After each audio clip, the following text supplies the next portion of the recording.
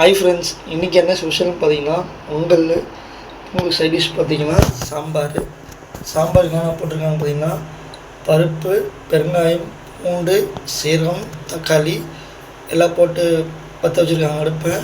அப்படியே பார்த்தீங்கன்னா உளுத்தம்பருப்பு ஊற வச்சுருக்காங்க மெதுவடைக்கு. பொங்கல் ரெடி ஆகிடுச்சு ஃப்ரெண்ட்ஸ். இன்னும் தாளிக்கல, நெய் மட்டும் ஊற்றிருக்காங்க. இப்போ தாளிக்க போகிறாங்க. என்னென்ன போடுறாங்க வாங்க பார்க்கலாம். மிளகு, சீரகம் போட்டிருக்காங்க. கூட கருவேப்பிலை போட போகிறாங்க. கருவேப்பிலை போட்டு வச்சு எல்லாம் வெடிச்சு தாளிச்சதும் பொங்கலில் போட்டாச்சு ஃப்ரெண்ட்ஸ்.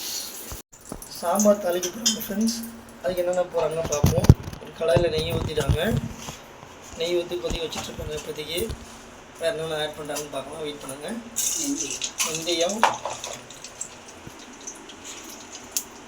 கடுகு, சீரகம் பாருங்கள் ஃப்ரெண்ட்ஸ். இப்போ வெங்காயம், தக்காளி, பச்சை மிளகாய் எல்லாத்தையும் போட்டாச்சு. கத்திரிக்காய், கேரட் போட்டிருக்காங்க.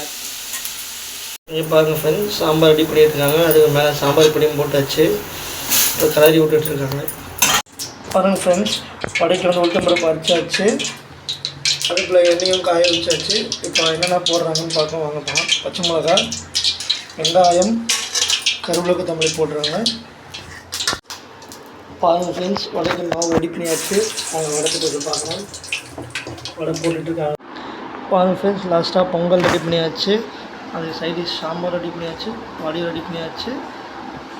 வாங்க சாப்பிட்லாம். வீடியோ பிடிச்சா லைக் பண்ணுங்கள், சப்ஸ்கிரைப் பண்ணுங்கள்.